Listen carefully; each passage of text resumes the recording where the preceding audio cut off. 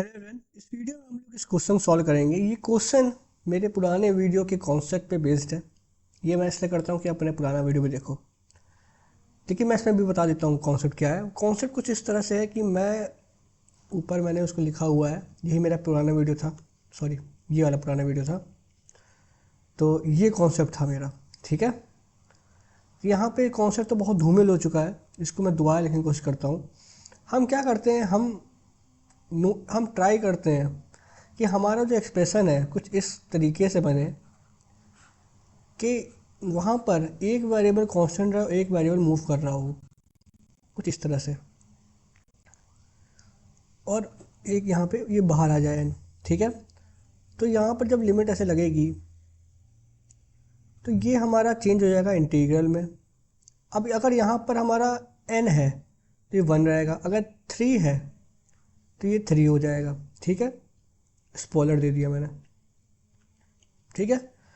तो और ये जो ना k/n है ये किस में चेंज हो जाएगा, x में चेंज हो जाएगा, ठीक है। तो ये हमारा होता है कॉन्सेप्ट। इसको हम यहाँ पर यूज़ करेंगे इसमें। मैंने यहाँ पे बताया नहीं, लेकिन आप एक बार फिर खुद से ट्राई करो। मैंने यहाँ हिंट दे दिया, आपको स्पॉइलर दे दिया एक कि इसका इस्तेमाल करना है आप, तो आपके लिए ईजी हो जाएगा। क्योंकि नॉर्मली करोगे बहुत टाइम लगेगा, बहुत टाइम लगेगा। इससे जल्दी होगा। तो इसी से कोशिश करो कि ऐसा आपके अंदर बने इंट्यूशन कि यही आपके अंदर आए कि इसको करना। बस ऐसा जरूरी नहीं है, मतलब आप अलग अलग तरीके से भी ट्राई करो चीज़ों को। पर एग्ज़ाम में करना है तो यार पता हो यही कर पाओगे, इसी से कर पाओगे जल्दी, है ना।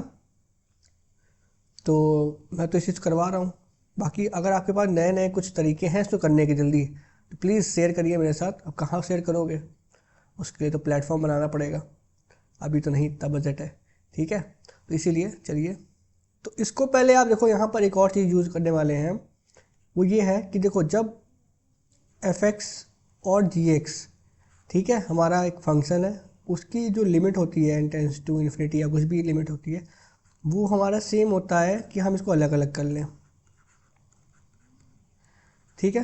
तो हम इससे ये बताना चाहते हैं कि हम इसको दो पार्ट में करेंगे। एक तो हमारा ये पार्ट होगा, अलग से करेंगे हम इसको, और फिर ये पार्ट अलग से करेंगे, और फिर इसको ऐड कर देंगे। तो पहले इस पार्ट को उठाते हैं, पार्ट 1 को हम उठाते हैं यहाँ पर। तो पार्ट 1 को एक अच्छे तरीके से, सुंदर तरीके से लिखने की कोशिश करते हैं। पावर 4 2 की पावर 4 प्लस यहाँ पर n की पावर 4 अपॉन n की पावर 5, और यहाँ पे लिमिट लगा दें। अब देखो, इसको आप देखते ही अगर आप इसको में बनाने की कोशिश करोगे तो आपको तुरंत बन जाएगा। कैसे, यहाँ हमें क्या करना है, हमें एक n बाहर ले लेना है, एक n अंदर ही रहेगा। अब आपको तो दिख ही रहा होगा कैसे बन रहा है ये। अभी भी नहीं दिख रहा है यार, तब तो बड़ा समस्या की बात है। अभी नहीं दिख रहा है तो देखो, ये 4 नहीं n है। थोड़ा राइटिंग गंदी है तो क्या करा जाए। k is equal to 1 to n, ठीक है। f k/n, कोई बात नहीं। यहाँ पर क्या है हमारा 1 अपॉन n की पावर 4, फिर 2 अपॉन n की पावर 4, ऐसे जाते जाते जाते जाते n अपॉन n की पावर 4, ऐसे चेंज हो जाएगा, देखो, है ना। तो इसको आप कैसे लिख सकते हो, ये 1 2 4 को कैसे लिख सकते हो, इसको हटा दो अभी के लिए इसको हटा दो, ठीक है। अभी ये केवल मल्टीप्लाई में है। इसको थोड़ा अच्छे से लिखता हूँ यार, बहुत बेकार लग रहा है। इसको मैं लिख सकते हैं हम लोग, इसको लिख सकते हैं 1 अपॉन n की पावर 4, ठीक है, मल्टीप्लाई 2 अपॉन n की पावर 4, मल्टीप्लाई ऐसे जाते जाते मल्टीप्लाई n अपॉन n की पावर 4, ठीक है। ये हमारा हो गया। अब देखो यहाँ चेंज क्या हो रहा है, 1 2 n चेंज हो रहा है, तो ये हमारा k हो गया। तो 1/n बाहर हो गया, summation k is equal to 1 to n k upon n की पावर 4।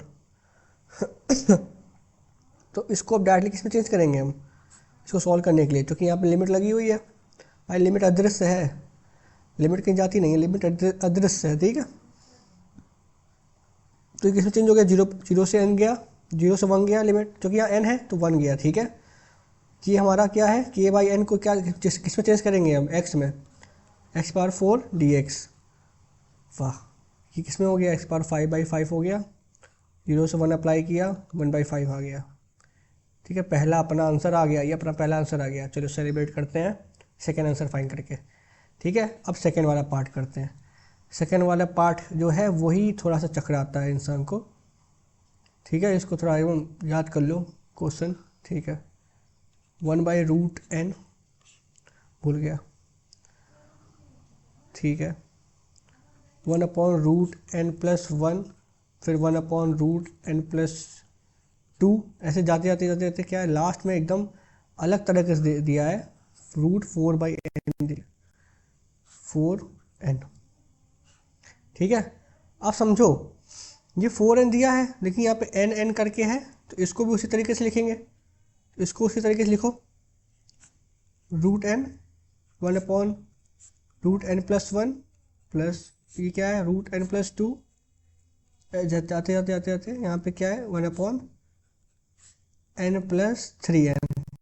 एन तक नहीं गया है, अभी तक क्या होता था, 1 2 से n तक जाता था। अब यहाँ पे n से 3n, मतलब 1 से 3n तक का जा रहा है। ठीक है, अब यहाँ से √n कॉमन लो पहले, क्योंकि यहाँ पर हमें n चाहिए। ठीक है, तो यहाँ पे √n हमें कॉमन लेना है, इसको बाहर करो, √n एक और कॉमन लिया। ये √n यहाँ से ले रहे हैं, कैसे ले रहे हैं अब देखते हैं कैसे ले रहे हैं, पहले दिखाता हूँ आपको कैसे लिया जाता है। देखो, ये n जब आप बाहर लेने की कोशिश करोगे ना, तो बाहर लेने मतलब ये है कि हम डिवाइड करेंगे इसको, n से कॉमन ले रहे हैं तो डिवाइड करेंगे। तो यहाँ पे n से डिवाइड किया 1 आया, यहाँ से n से डिवाइड किया 1/n आया। ठीक है, अब n बाहर लिया, ओ यहाँ रूट लगा हुआ तो रूट आ जाएगा, अगर पावर लगी होती तो वो पावर आ जाती, तो √n आ गया यहाँ पे। ठीक है, इसी तरह यहाँ पे वही किया, √n बाहर लिया, तो अंदर क्या आया, 1/2/n, तो ऐसे जाता रहेगा। यहाँ क्या आएगा, √n लिया, यहाँ क्या आया 1/3, और यहाँ पे √n बाहर लिया था ना, तो n से डिवाइड किया था, तो यहाँ 1 हो गया, यहाँ पे 3 हो गया। ठीक है, ठीक है, चलो इतना तो आ गया। अब ये √n और √n हो जाएगा, तो 1/n हो गया। अब देखो यहाँ पर हमारा, यहाँ पे 1 है, यहाँ पे 2 है, और यहाँ पर इसको तो भूल जाओ। ठीक है, ये यही एक्सप्रेशन जा रहा है धीमे धीमे, ये एक्सप्रेशन धीमे धीमे जा रहा है, बाद में जाके जरूर सम अप होकर 3 यहाँ पे आ जा रहा है, वो अलग चीज़ है, पर यहाँ पे ये जा रहा है। इसको आप 3n/n भी लिख सकते हो ऐसे करके। ठीक है, 3n क्यों जा रहा है, तो यहाँ पे क्या है, k=1 से 3n तक का एक्सप्रेशन है हमारा। और फिर यहाँ पर हमारा f क्या है, f जो हमारा फंक्शन बन रहा है वो कैसा बन रहा है, यहाँ पर 1/√1 + k/n, कुछ इस तरह का बन रहा है हमारा। अब हमारा आधा काम हो चुका है। ठीक है, हमारा ये आधा काम हो चुका है। अब हमें इसमें बस x में चेंज करना है, हमें वो लिमिट अप्लाई करनी है। ओके, ठीक है, अब हमने ये एक्सप्रेशन बना लिया। अब हम क्या करेंगे, हम यहाँ पे k/y जो हमारा n है इसको हम x में चेंज करेंगे। ठीक है, अब इसको चेंज करेंगे अपने उस फॉर्मूले के हिसाब से। अब देखो 0 से ये 3n तक गया है, तो यहाँ पे 0 से k=1 से 3n तक गया है, तो यहाँ पे 0 से 3 जाएगा, फिर 1/, यहाँ x आ जाएगा, √1 + x dx। अब इसको बस सॉल्व करना है आपको, तो इसको सॉल्व करना ज़्यादा कुछ मुश्किल है नहीं, हल हुआ ही है, लेकिन मैं करके दिखा देता हूँ आपको। ये हमारा क्या, 1 + x⁻² है। ठीक है, dx। अब इसको चेंज करो, इसको सॉल्व करो, -1/2 + 1 हो जाएगा, यहाँ पे नीचे -1/2 + 1 हो जाएगा।